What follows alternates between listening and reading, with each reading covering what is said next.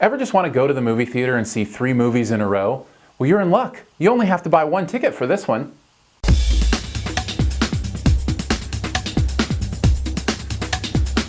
The Place Beyond the Pines is the movie. Ryan Gosling starring as a stunt motorcyclist, and what happens when he turns to a life of crime, intersects with a cop, and then the repercussions of that as it goes down their family tree. It is 3 movies all in one. Now, I don't say that lightly. There is a very clear demarcation in this film between the 3 sections and 3 plot points, and it is a really interesting experience because it's kind of like the Trinity. You know how you'll hear Christians talk about how it's God, Jesus, and the Holy Spirit, and how they're all 3 different, but they're all 3 the same? That's how I felt about this movie. It's like 3 very distinct stories that are all their own, and yet somehow they really are just one story.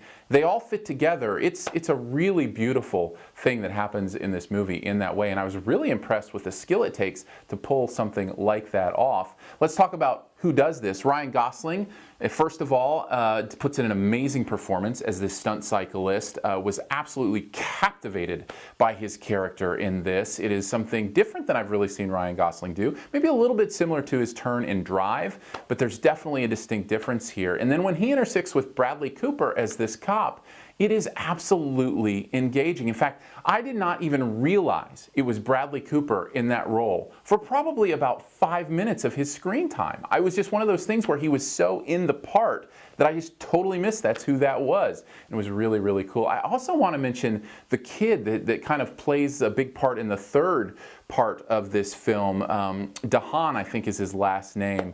I wish I could remember. He's the kid from Chronicle, and he does such a great job in this. Overall, some really incredible performances. Ray Liotta gives a good performance in this. There are others. Bruce Greenwood gives a really powerful performance in this, and it's one of those movies when people come on the screen and they just act, and they're acting their guts out, and you're just like, yeah, I'm buying this, I'm believing this, I'm in this world. And it really benefits this story, which is a very treacherous story. There's lots of turns, there's lots of character development that happens. You're feeling emotions for all of these characters no matter what kind of actions they're taking, and you're questioning yourself, am I rooting for this person or that person, and how do I feel about this situation and that situation? It is great storytelling done greatly, and if nothing else coming out of this movie, I felt like, man, I was just told an incredibly powerful and moving story that had this message about how the sins of the father are passed down to the next generation, and this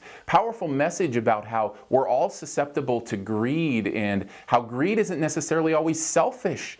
And just, there are these just themes that just kind of wove throughout this thing. I was really impressed with this movie. And that's saying a lot considering it's about a 2.5-hour film, and I really didn't feel like it felt that long. It really kind of kept my attention. Maybe that's because it was kind of like 3 one-hour films. I don't know. Whatever the case may be, The Place Beyond the Pines is a place I was very glad I visited when all was said and done, and probably a good rental down the road if you want a great story.